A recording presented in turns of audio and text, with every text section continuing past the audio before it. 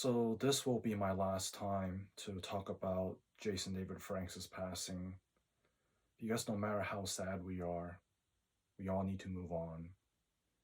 Besides, I rather remember the way JDF lived.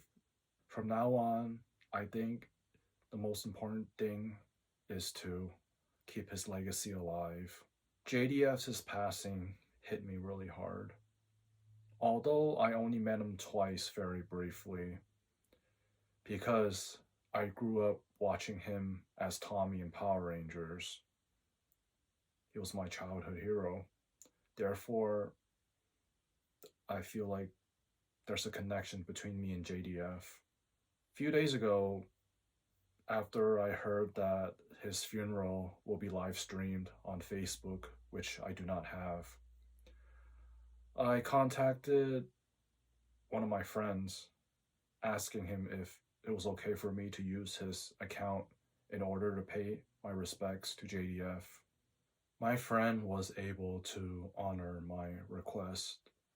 So yesterday morning, I attended JDF's funeral virtually. As I said before, I rather remember the way he lived. Even though that live stream was his funeral, the title of it was a celebration of JDS's life. When the live stream began, my first thought was, I cannot believe in front of me that was JDS's casket, and he was going to be laid to rest. I did shed some tears as I was watching, and I felt like the spirit of my younger self was mourning along with me as well. His hero passed away. While I was watching, especially when Tammy and Jenna were speaking, there were a lot of comments blaming Tammy for what happened to JDF. All I could say is it was definitely not the right time to be pointing fingers. She was mourning as well. Although they were going through some difficult times with their marriage, at the end, she still cared. She still lost her husband. However, what puts me at ease as a Christian is knowing JDF was a Christian himself. Therefore, I truly believe in my heart that JDF is in a better place, free from all suffering, but most importantly, reunited with our Heavenly Father. Last week, when I first heard unconfirmed news that JDF died, like many others, I refused to believe it.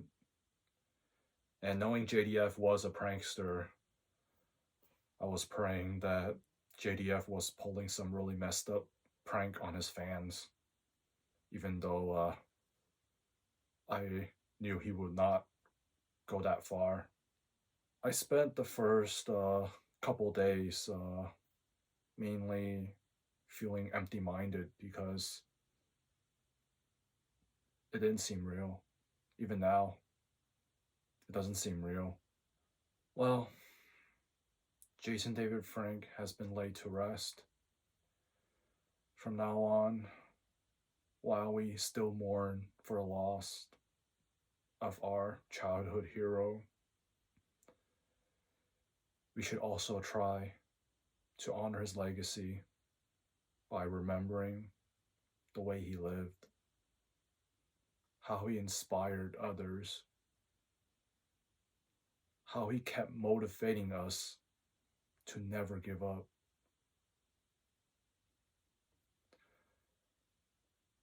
I miss him a lot, and I will always miss him. I'm really sad that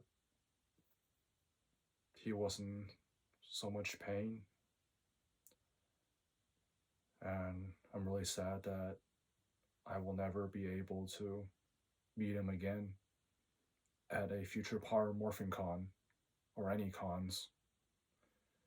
And I'm especially sad to those who never and will never get the chance to meet him. I'm really honored that I had the chance to meet JDF twice.